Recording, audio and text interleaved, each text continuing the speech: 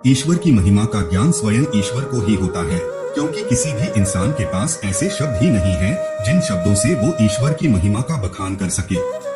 वो शब्द ही नहीं जो ईश्वर के गुणों के बारे में, ईश्वर के ज्ञान के बारे में सब कुछ बता सके। इसलिए जो इंसान कहता है ना कि ईश्वर के ये गुण हैं, वो मनुष्य भी आधी अधूरी बात ही कह रहा है। जिसको कोई नहीं जान सका पूरी तरह से वे ही ईश्वर है। श्री कृष्ण की लीला देखो, बचपन में माखन चुरा के खाने वाला एक वाला महाभारत का युद्ध जीता देता है। ऐसा ज्ञान दे देते हैं श्री कृष्ण जिसे लोग भागवत गीता के नाम से जानते हैं, जो हमें सीखनी चाहिए कि श्री कृष्ण के गुणों से मानवता की पहचान होती है। ऊंचे सिंहासन पर बैठने से नहीं होती है। विशाल राक्षसी पूतना ने अपने स्तनों पर भयंकर विष लगाकर श्री कृष्ण को दूध पिलाकर मारने की प्लानिंग बनाई, लेकिन श्री कृष्ण ने यह अवगुण देखने के बजाय ये देखा कि वह माँ की तरह स्तनपान करवाने आई है। इसके बाद उन्होंने उसे असुरी जीवन से मुक्त कर दिया। हर किसी में कमियां और खूबियां होती हैं। कमियां देखने की बजाय खूबियों को देखकर उसे मोटिवेट करना चाहिए। तो यह नहीं कर सकता, ये कहने की बजाय यार तू इतना तो कर सकता है ना, ये कहना चाहिए। किसी को बुरा बनाकर गिराने से अच्छा है कि उसे अच्छा बताकर उसे को अच्छा बनाकर उठाया जाए। और अगर हम ऐसा करेंगे ना तो हमारे समाज से बुराइयां खत्म हो सकती हैं। सीख नंबर 2 जो हमें भगवान श्री कृष्ण से सीखने को मिलती है, संयम से अपना काम करते रहो। जिस मनुष्य के पास सब्र की ताकत है ना, उस मनुष्य की ताकत का कोई मुकाबला नहीं कर सकता। भगवान विष्णु ने श्री कृष्ण के रूप में अवतार लिया था। उस समय कंस का आतंक था। श्री कृष्ण ने कंस का वध कर दिया। इसके बाद पांडवों और कौरवों के बीच हुए युद्ध में पांडवों का मार्गदर्शन भी किया। अर्जुन को गीता का उपदेश दिया, कर्म का महत्व समझाया। श्री कृष्ण के जीवन से हमें कर्म करते रहने की सीख लेना चाहिए। चाहे कैसी भी परिस्थिति आए, जब तक आप जीवित हैं ना, हर परिस्थिति का सामना करना और उसके अनुसार काम करना ये आपको आना चाहिए। आपका कर्म ही आपको सही रास्ते पर ला सकता है। हाथ पर हाथ धरे बैठने से आपको मंजिल नहीं मिलने वाली है। श्री कृष्ण ने गीता में कहा है कि मैं किसी का भाग्य नहीं बनाता, हर कोई अपना भाग्य खुद ही बनाता है। आज आप जो कर्म कर रहे हो ना, उसका फल कल आपको प्राप्त होगा।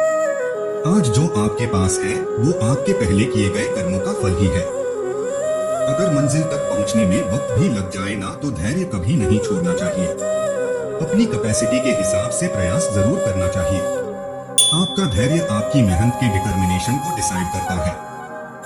सीख नंबर 3 जो हमें भगवान से सीखनी चाहिए कि हमेशा खुद को शांत रखें। श्री कृष्ण की बुआ के पुत्र शिशुपाल ने उनका 100 बार अपमान किया, 100 टाइम्स, लेकिन वचन दे रखा था कि बुआ 100 गलतियां माफ कर दूंगा। शिशुपाल लिमिट क्रॉस कर गए और फिर भगवान को अपने एक्शन में आना पड़ा। 100 बार सहन किया। कितना आसान रखा बदलाव। दुर्योधन के किए गए अपमान को भी वो पी गए। वचन हमेशा निभाना चाहिए, खुद को शांत रखना चाहिए। अपमान का या ऐसी किसी भी बात का जो आपके किसी काम की नहीं, उसका जवाब देकर आपको अपना कीमती समय बर्बाद नहीं करना चाहिए। जब तक आपका काम, आपका टारगेट कंप्लीट नहीं हो जाता, जब तक आपको शांत रहकर लोगों की बातों में ना आकर अपना काम करते रहना चाहिए। कई बार लोग क्रोध में आकर के आपका अपमान कर जाते हैं, लेकिन शांत रहो। हर बात का रिप्लाई करना, तुरंत रिएक्ट करना ये जरूरी नहीं है। समय आने पर आपके रिजल्ट से उन्हें अपने आप जवाब मिल जाएगा। नकारात्मक विचारों का आना तय है, परंतु ये आप पे डिपेंड करता है कि आप उनको कितना महत्व देते हैं। सीख नंबर 4 जो हमें श्री कृष्ण से सीखने को मिलती है, मीठा बोले, क्रोध और लालच नहीं करें। मैं श्रेष्ठ हूँ, ये आपका आत्मविश्वास है, लेकिन मैं ही श्रेष्ठ हूँ, मेरे अलावा कोई श्रेष्ठ नहीं है। ये आपका अहंकार है, ये आपका घमंड है। कन्हैया की मुस्कान और मीठे बोल हमें ये सिखाते हैं कि जीवन की सारी समस्याओं का निदान आपकी मीठी वाणी में, पूरा आपके मुस्कुराने में है। आप मीठा बोलकर और मुस्कुराकर हर चीज को सॉल्व कर सकते हो, हर मुसीबत को सॉल्व कर सकते हो, हर कठिनाई को जीत सकते हो।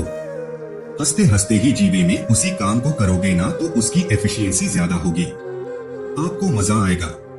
गुस्सा और स्ट्रेस साहब कम लोग हैं, कम करोगे। मीठा बोलकर गए ना, आप दुश्मन को भी अपना बना सकते हो।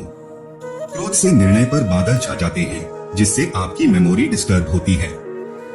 मेमोरी डिस्टर्ब होती तो क्या होगा? आपकी बुद्धि नष्ट हो जाएगी। भागवत गीता में लिखा है, और जब आपकी बुद्धि नष्ट हो जाएगी ना तो मतलब इंसान ही खत्म।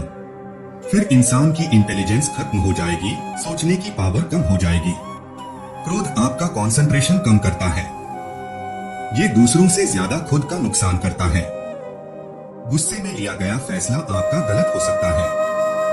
यदि आप जो चाहो और वो आपको मिल जाए तो इस बात का आपको कभी घमंड या लालच नहीं करना चाहिए।